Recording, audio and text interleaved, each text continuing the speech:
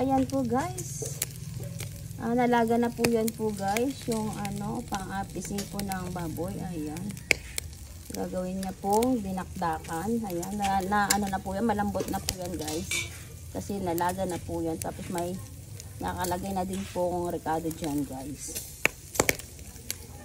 Ayan po ang gagawin na ano, dinakdakan po guys. Ayan.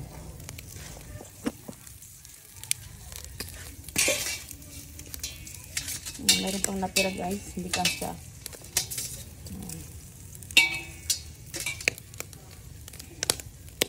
Ayan po guys, abangan nyo ang paggawa po natin ng dinakdakan for lunch.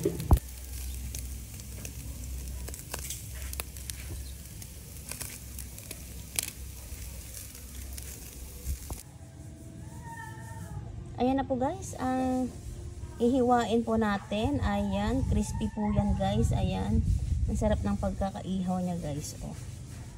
Ayan, crispy po yan guys.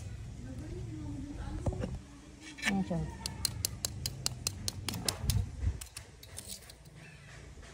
Ayan ang pagkakaano niya guys. O pagkakaihaw.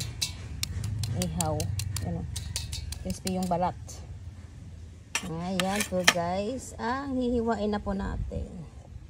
Ayan na po guys, nahiwa-hiwa na po yung ating inihaw na ano, pisngi ng baboy. Ayan, lalagay po tayo ng mga ricado dito guys. Lagay tayo ng konting asin lang. Ayan. Tapos, ayan, durog na paminta guys. Ayan. Ayan, ganyan. Halo-haloin muna natin siya guys. Ayan, tapos lagay po natin yung sibuyas po natin guys. Ayan, depende na po sa inyo kung gaano karami. Ayan. Haluin muna natin siya guys. Ayan, tapos lagay po natin tong sili. Lagay na po natin yan lahat guys. Ayan.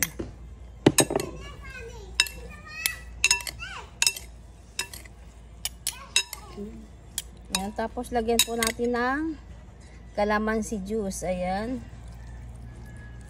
Oops, depende na po. Ilagay na po natin lahat yan. Ayan. Ayan, ganyan lang po ito guys. Hindi na natin lalagyan ng mayonnaise guys. Mas masarap yung ganito na lang muna. Para mas lalo nating malasahan yung inihaw na pisngi ng baboy. Depende na po sa inyo guys kung lalagyan nyo siya ng mayonnaise. Pero para sa akin hindi na muna. Mas nasarapan ako dito sa ganito na lang na ano, luto. Ayan po guys.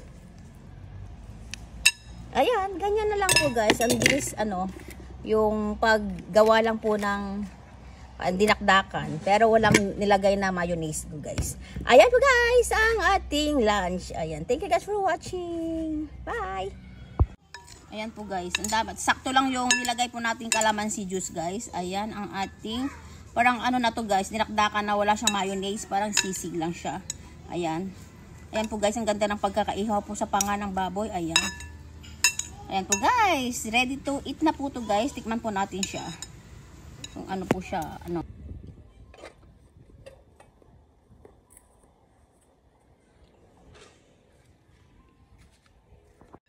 Ayan, ready to serve na to guys. Saka ready to eat na po to guys. Ayan, tikman mo natin siya guys. Ayan.